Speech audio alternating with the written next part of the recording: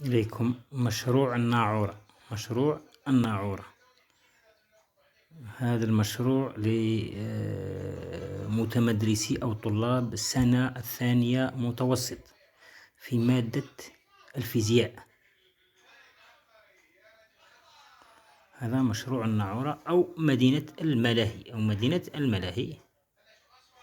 إليكم طريقة العمل تاعها. بسم الله.